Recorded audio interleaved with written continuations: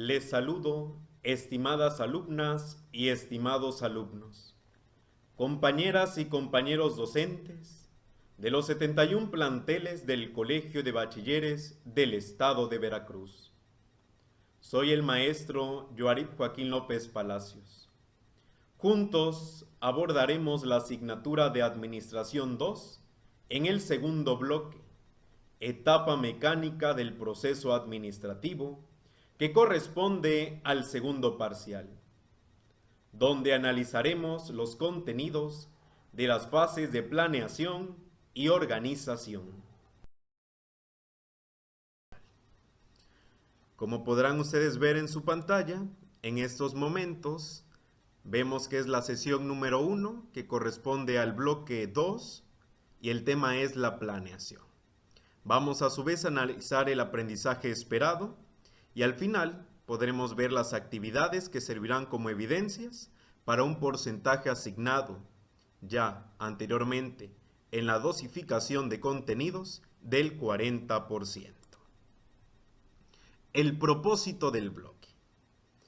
Del plan de estudios vigente podemos leer que el propósito es aplicar de forma innovadora los principios, además de las técnicas de planeación y organización, mediante el análisis de sus elementos para evaluar la importancia e impacto de la etapa mecánica del proceso administrativo en el desempeño de cualquier organización social de su entorno, mostrando disposición al trabajo metódico al realizarlo.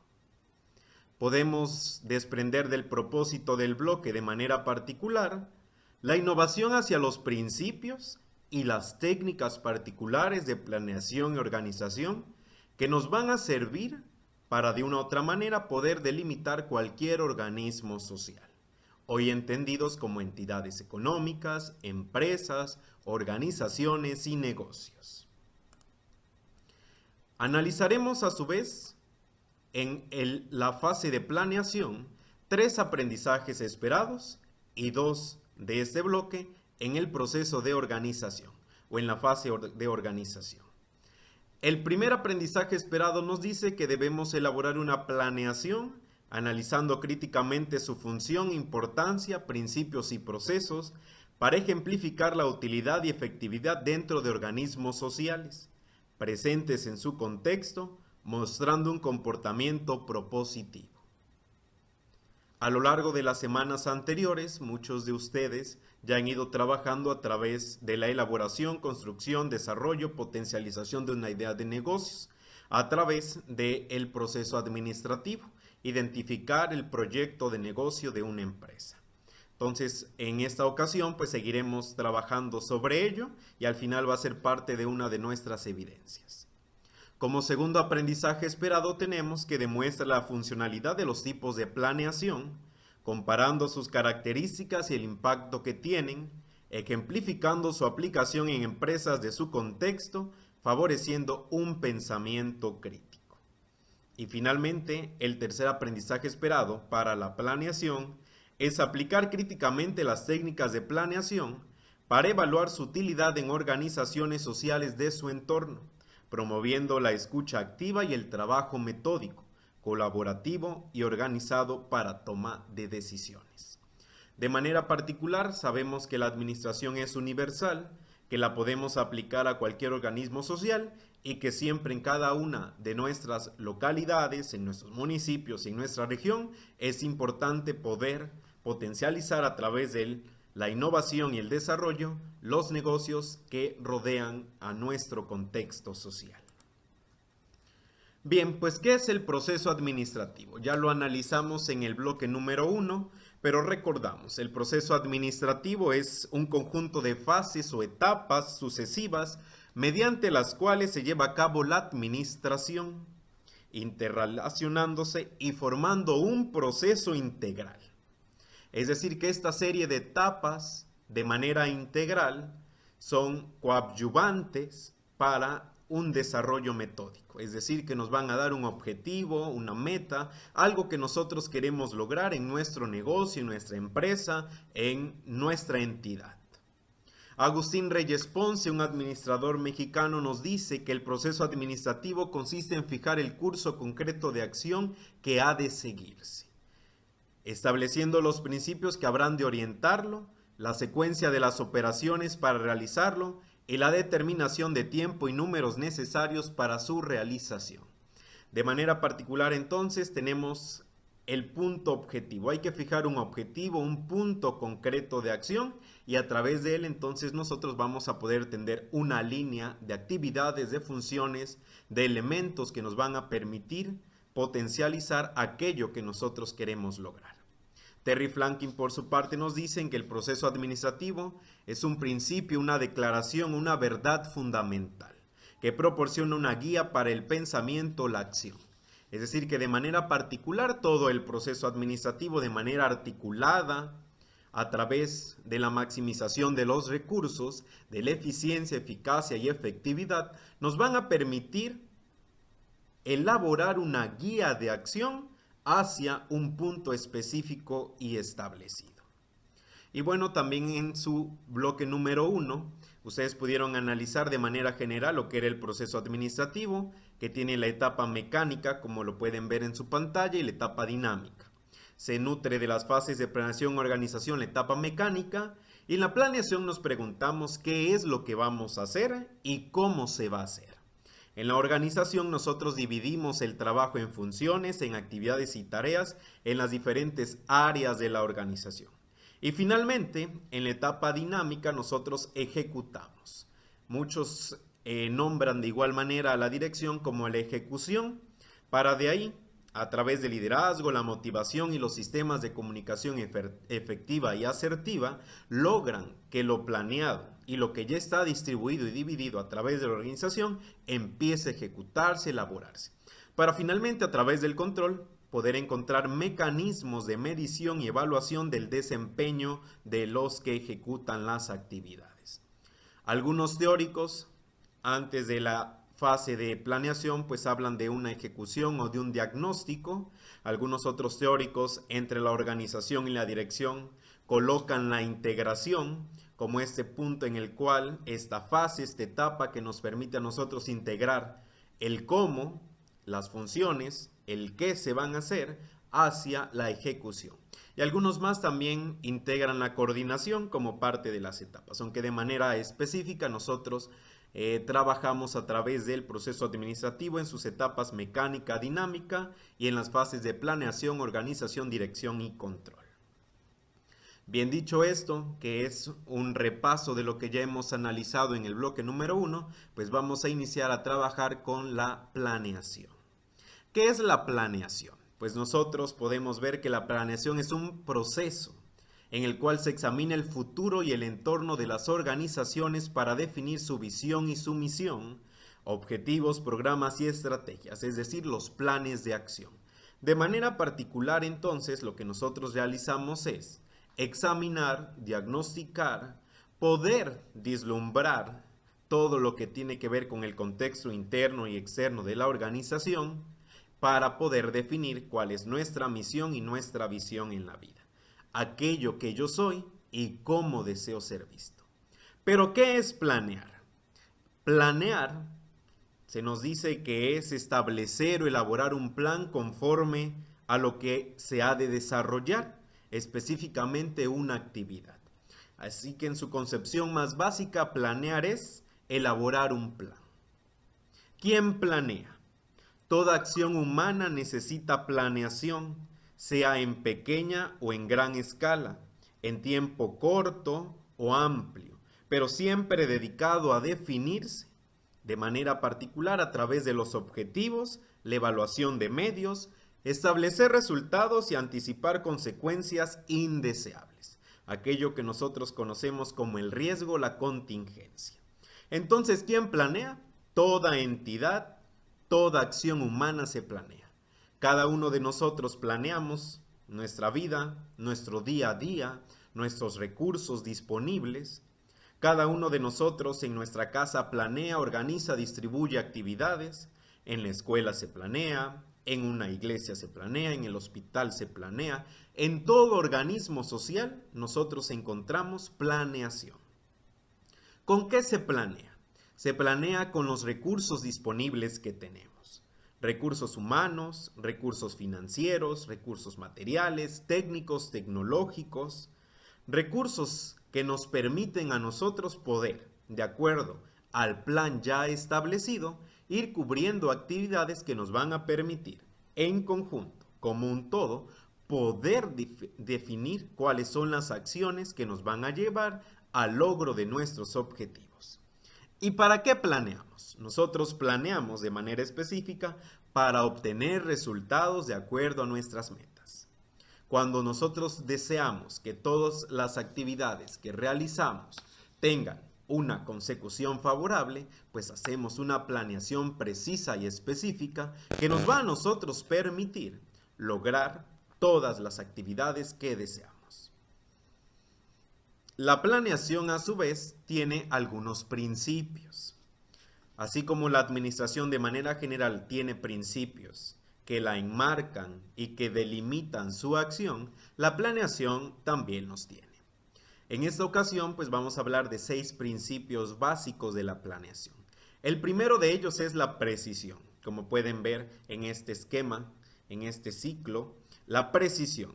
Y pues los planes, todos los planes que realicemos en la organización, en nuestra empresa, en nuestro negocio, en nuestra vida, pues deben de hacerse a través de afirmaciones concretas. Nunca pueden hacerse a través de afirmaciones vagas. Tienen que ser o deben ser concretos y específicos. Toda la planeación debe ser muy concreta, elaborarse a través de procesos específicos, porque eso va a permitirnos trabajar fuera de los riesgos y de las situaciones del contexto. Aunque más adelante vamos a ver que eso también puede influir en la entidad. Siempre que planeamos hay que hacerlo a través de la precisión, a través de actividades y acciones específicas. En segundo término, tenemos como principio de la planeación a la flexibilidad. La flexibilidad es que todo plan debe dejar margen para los cambios que surjan. Sabemos que la contingencia, que el riesgo es latente, en cualquier momento puede ocurrir, mas sin embargo es importante que podamos reconocer que la planeación en toda entidad pues tiene que ser un cuanto flexible, debe adaptarse a los cambios. Nosotros sabemos que una empresa que no se adapta a los cambios pues va a tender a ir en decadencia y en algún momento pues va a morir esa entidad. Entonces es indispensable que la empresa pueda ser flexible y sobre todo, bueno, pues adecuarse al contexto. En este momento, por ejemplo, de contingencia, pues muchas de las entidades y los organismos pues, han tenido que adaptarse a las necesidades de esta emergencia. Entonces, pues es indispensable que todos los organismos estén preparados para ello. Como tercer principio tenemos la unidad de dirección. De manera particular, la unidad de dirección nos habla sobre los planes que deben ser de tal naturaleza que puedan delimitarse en solo uno, la unidad de mando.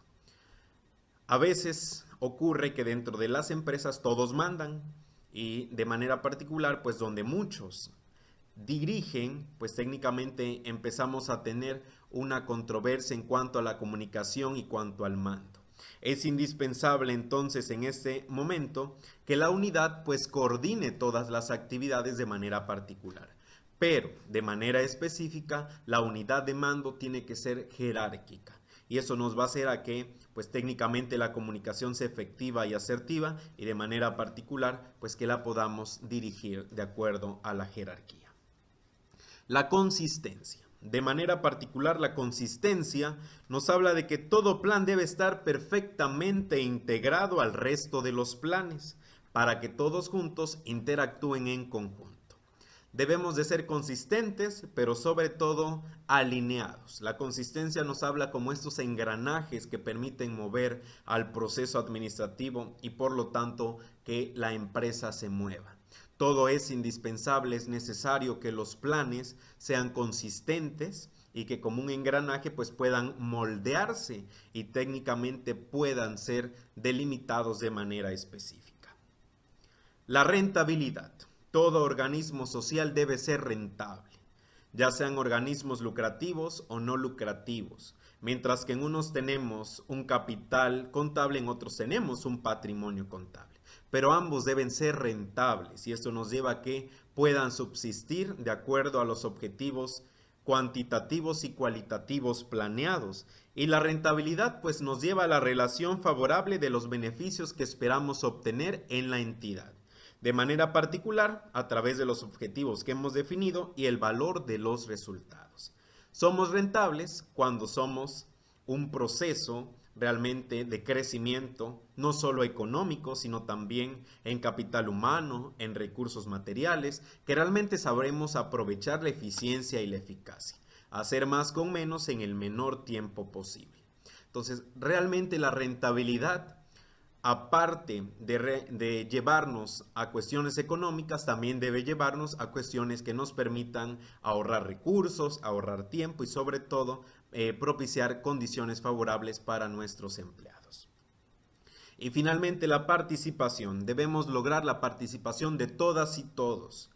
En la empresa es necesario que todos llevemos puesta la camiseta, como comúnmente podemos decir, y de esta manera, bueno, pues cada uno de nosotros lograr que los objetivos en las áreas, en los departamentos, en las funciones, pues vayan siempre orientadas hacia el logro de estos objetivos, de manera particular que podamos nosotros delimitar qué es aquello que realmente necesitamos. A estos 6 principios nosotros podemos agregar otros, de acuerdo a los diferentes autores que podamos consultar. Podemos hablar de la racionalidad, por ejemplo, que es fundamental de manera lógica todos nuestros planes, usar el razonamiento y la estrategia. Podemos hablar de la factibilidad, así como la rentabilidad nos lleva a realmente obtener recursos y beneficios, pues la factibilidad es, en el marco de los recursos, hacer que realmente sean eficientes y eficaces. El compromiso de esta visión compartida, el compromiso de todas y todos los que trabajamos dentro de la entidad. A su vez, la transitividad es indispensable como uno de los principios de la planeación, poder técnicamente transitar de una actividad a otra, poder engranar una actividad con otra, y eso nos va a llevar y nos va a permitir a desarrollar de manera eficiente todos y cada uno de las actividades y los recursos que utilizamos. Así como la administración es universal, la planeación es universal, porque aplica a todo organismo social cubriendo todas y cada una de sus áreas. Entonces, todas las áreas planean, todas las funciones se planean, en nuestra vida todo se planea de manera particular. Y finalmente, otro de los principios que nosotros podemos enlistar de manera eficiente, pues es la comunicación. La comunicación es indispensable, todo plan debe ser informado, comunicado en la jerarquía necesaria, ya sea vertical u horizontal, y sobre todo una comunicación efectiva y asertiva. Entonces, dentro del marco general son los planes y los principios que nosotros podemos enlistar, podemos detallar algunos más, pero bueno, de manera general ahí tenemos los principios de la planeación. ¿Cuál es la importancia de la planeación? Lo primero es que favorece a la empresa al establecer las bases de su sano crecimiento y desarrollo. Segundo, reduce al máximo la incertidumbre y los riesgos. Y tercero, maximiza el aprovechamiento de los recursos y del tiempo. Primero, el crecimiento y el desarrollo. Es indispensable que nosotros podamos analizar que crecimiento y desarrollo, aunque parecen lo mismo, no son lo mismo. Cada uno de nosotros puede crecer.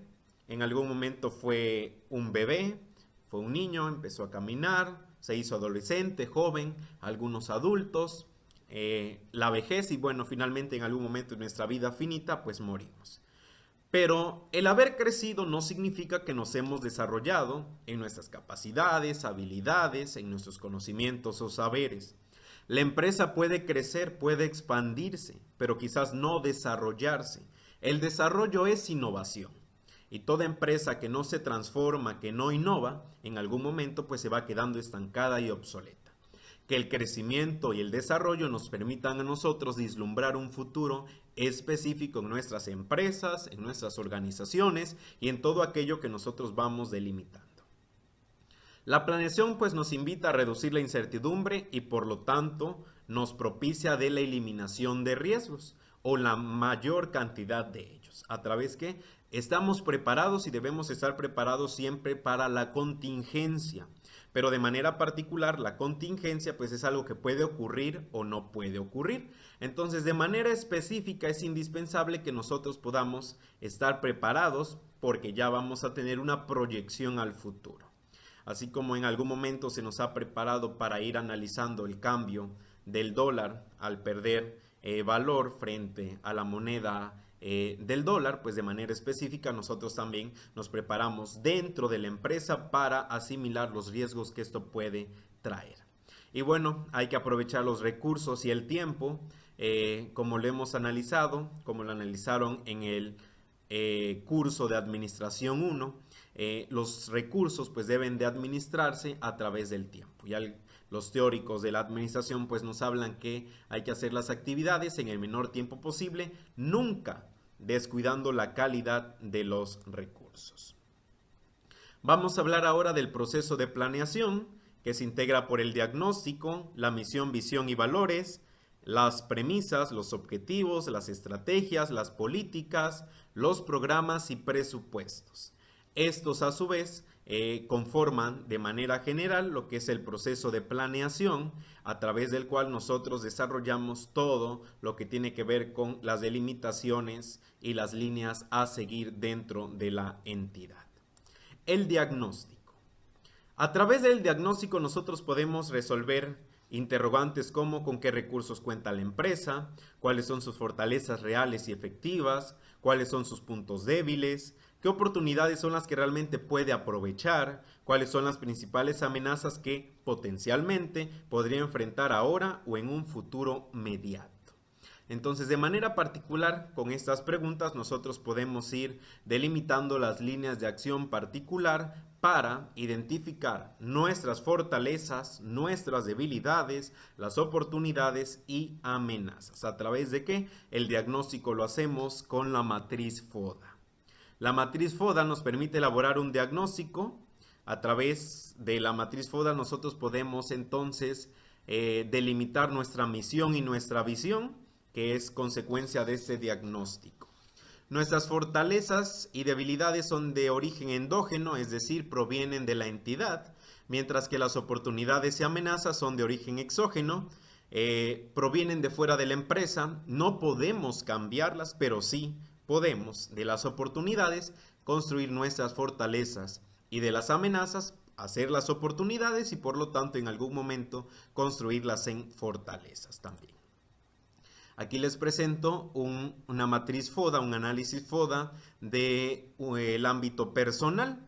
Y dentro de nuestras fortalezas, pues lo que haríamos es destacar nuestras cualidades, nuestras capacidades, las habilidades y los talentos. Es algo que nos hace fuertes, nos identifica, nos hace únicos frente a los demás. A su vez, nuestras debilidades, que pueden ser nuestras limitaciones, nuestros miedos, nuestras inseguridades. En las debilidades nosotros debemos trabajar para convertirlas en fortalezas. Todo esto pertenece al contexto interno. Las oportunidades, por en cambio, pues son el entorno, nuestras amistades, los recursos que hay en el medio. Y las amenazas, pues son quizás las adversidades, los riesgos y los obstáculos que podemos encontrar. De manera particular, entonces, jóvenes, lo que hacemos es delimitar aquello que nosotros podemos encontrar de manera interna y a su vez lo que hay en el medio. Las adversidades pues las puedo convertir en algún momento en áreas de oportunidad, igual que los obstáculos. Bien dicen que hay que caernos para poder levantarnos, entonces si no hemos podido caernos o no nos hemos caído, pues no hemos experimentado la necesidad de levantarnos. En la empresa entonces, si tengo amistades, quizás alguien que va conmigo mientras voy trotando, corriendo y tropiezo, pues me va a ayudar y eso lo que voy a hacer es una oportunidad, una fortaleza. De la misma manera entonces dentro de la empresa nosotros lo podemos realizar. Les presento ahora la matriz FODA de Mercedes-Benz. Todos ubicamos este fabricante de automóviles. En el ambiente interno, es decir, las fortalezas internas de Mercedes-Benz, tenemos que la imagen está posicionada como una marca de autos de lujo, experiencia en ingeniería, calidad de producción y poder financiero. Es decir, que tiene las capacidades y los recursos humanos, tecnológicos, financieros para poder producir. Dentro de sus debilidades, pues es que solamente se enfoca en el mercado de lujo, de automóviles de lujo, en carencia de un segmento de alto volumen, porque el alto volumen está asociado a, técnicamente, a automóviles más económicos. Sus precios son altos frente a un automóvil terminado de otras marcas y la presencia débil en mercados asiáticos, por ejemplo. Es el conocimiento que ellos tienen de su empresa. Eso es lo que los delimita o los hace a ellos de manera específicos diferentes. Las oportunidades externas, pues es que hay una necesidad de una amplia línea de producción, una demanda de auto de lujos pequeños y la necesidad de nuevos canales de ventas. Técnicamente, si hay productos, bienes o servicios en el mercado ofertados es porque hay compradores que pues demandan esos productos, bienes o servicios. Las amenazas externas, pues es la saturación del mercado doméstico, los problemas económicos en mercados emergentes y la competencia en el mercado de automóviles de lujos en marcas como BMW, Lexus, Infiniti, Accord y Jaguar. De manera particular, nosotros podemos encontrar que nuestras fortalezas internas y nuestras oportunidades externas nos dan una potencialización máximo. Este maxi que es fortalezas, oportunidades. ¿Qué? Pues utilizar la imagen de la marca para ingresar a nuevas áreas, a nuevos segmentos de mercado, desarrollar un auto más económico, más pequeño, una versión Smart. A su vez encontramos el mini maxi, es decir, nuestras debilidades con las oportunidades. Y nuestras oportunidades las podemos potencializar a través de las oportunidades. Ingresar al segmento de precios bajos, desarrollar productos para aumentar el volumen y utilizar socios existentes. De manera particular, encontrar nuevos socios en el segmento de bajo precio. Las fortalezas más oportunidades y las debilidades más oportunidades siempre van a estar encaminadas a potencializar nuestros bienes o recursos. Las amenazas externas en su maxi mini y las debilidades con las amenazas son en el mínimo. Técnicamente, estas dos partes del segmento pues debemos de canalizarlas a las oportunidades para convertirlas en nuestras fortalezas. Bien, la misión, la visión y los valores. De manera particular, la misión es una declaración que define el sentido existencial de la empresa y está orientado a la relación con el beneficio último que esto ofrece. ¿Qué es lo que somos nosotros? La visión expresa cómo se ve la empresa de un determinado número de años en el mediano o largo plazo de manera particular, y los valores son los principios en los que la organización crece y en los cuales finca su filosofía empresarial. Es decir, aquellos valores pues técnicamente son los principios fundamentales que han de guiar las líneas de acción de la empresa en su filosofía. La misión. La misión puede ser redactada en términos concisos, tiene que ser muy específica, clara y facilitar la interpretación por los diferentes actores de la empresa. ¿Qué soy? ¿Qué hago? ¿En qué segmento del mercado? ¿Dónde tiene impacto geográfico? O puede ser definida en términos de los resultados al cliente. ¿Qué soy? ¿Qué hago en términos de resultados al cliente? ¿En qué segmento del mercado me encuentro? ¿Y dónde tengo impacto geográfico? Cada vez que nosotros construimos nuestra misión y nuestra visión, lo hacemos como resultado del análisis FODA. Cuando ya conocemos cuáles son nuestras oportunidades, las amenazas del mercado, pero sobre todo nos conocemos internamente, mis debilidades y mis fortalezas. Aquí podemos ver un ejemplo, que soy un restaurante que hago servicio de alimentos y bebidas. ¿En qué segmento del mercado particular me encuentro? Para oficinistas, comerciantes y turistas en viaje de negocios y placer. ¿En dónde me encuentro en espacio geográfico? En el centro de la Ciudad de México. Entonces, ¿cuál es mi misión? Soy un restaurante de servicios de alimentos y bebidas para oficinistas, comerciantes y turistas de viajes en negocio y placer en el centro de la Ciudad de México.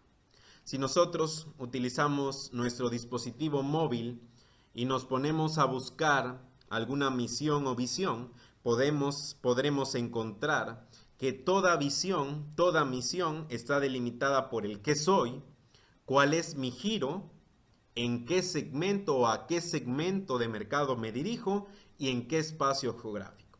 A nivel nacional, a nivel regional, a nivel internacional, en el mundo entero. Que soy un restaurante En términos de resultados que hago, pues dietas para el control de peso, atención inmediata, amigable con el medio ambiente. Técnicamente, la diferenciación es en qué hago y cuáles son los resultados finales que el cliente desea obtener. La visión es qué quiero, cómo quiero ser visto o cómo quiero verme en el mediano o largo plazo en mi mercado objetivo. Es decir, he segmentado ya el mercado. Segmentar es dividir, segmentar es identificar para quién va dirigido mi producto, mi servicio. Recordemos que el consumidor no siempre es el comprador. Podemos tener compradores, pero el consumidor final pues puede ser una persona diferente. Por ejemplo, cuando el dueño de una mascota le compra su alimento, pues el comprador técnicamente es el humano y el consumidor pues es la mascota. Entonces hay que ser muy objetivos con el mercado que nosotros deseamos llegar. En los bebés, los pañales ecológicos, por ejemplo, pues el comprador es el papá, la mamá, pero el usuario es el niño. Entonces básicamente, si yo creo un producto innovador, amigable, que es eficiente, que cubre las necesidades del bebé, pues técnicamente voy a tener un usuario que con el comprador pues van a estar en constante desarrollo financiero hacia mi entidad. ¿Qué quiero crear? El mejor restaurante. ¿De qué? De servicio de alimentos y bebidas. ¿Cómo quiero ser reconocido? Como especial para oficinistas, comerciantes y turistas de negocio y placer. ¿En qué mercado? En el centro de la Ciudad de México. Lo mismo puedo pensar que soy el mejor comercio, el comercio de artículos de cómputo, con los equipos y servicios más recientes en tecnologías y en la zona conurbada de Veracruz, Boca del Río. Específicamente, ¿qué quiero crear? ¿De qué? ¿Cómo quiero ser visto? Finalmente tenemos los valores, que son aquellas características que definen a una empresa y que sirven como eje para su crecimiento. Estos valores empresariales influyen en el público objetivo. De la amplia gama de valores que podemos encontrar en el ámbito empresarial, debemos elegir aquellos que se adecúen a nuestras necesidades, requerimientos y que sobre todo vayan de la mano demostrando cuál es nuestra filosofía empresarial. Es importante que nuestros clientes, nuestros usuarios y consumidores asimilen los valores que nos distinguen. Esto va a ser importante en la trascendencia para la proyección que podamos dar en el mercado. Dentro de los ejemplos más comunes tenemos la transparencia, puntualidad, honestidad, excelencia, libertad, perseverancia, responsabilidad, empatía. Compromiso, innovación, disciplina, lealtad, pasión, claridad, cooperación y calidad. Todos los valores son importantes. Es importante que realmente, después del diagnóstico, podamos definir qué es lo que deseamos representar, qué es lo que nos mueve como empresa y qué es lo que debemos o qué deseamos fincar para la sociedad. Eso va a ser muy importante en la definición de los valores que van a formar parte de nuestra filosofía empresarial y por la cual también nosotros nos vamos a distinguir de otros organismos sociales. Muy bien, estimados alumnos, estimadas alumnas, al finalizar el video número 2, la segunda sesión de clase, podremos analizar cuáles son las actividades que tendremos como evidencias de la fase de la etapa de planeación en el proceso administrativo. Es importante recalcar que todas las actividades las pueden realizar en su libreta o en su carpeta, según lo que ustedes utilicen.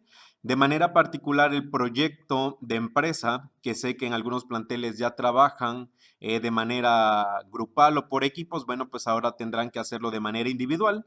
Es importante que vayamos considerando esta parte. Podemos retomar esos proyectos y es importante que eso sí lo puedan desarrollar en hojas para entregar en un portafolio específicamente, ¿no?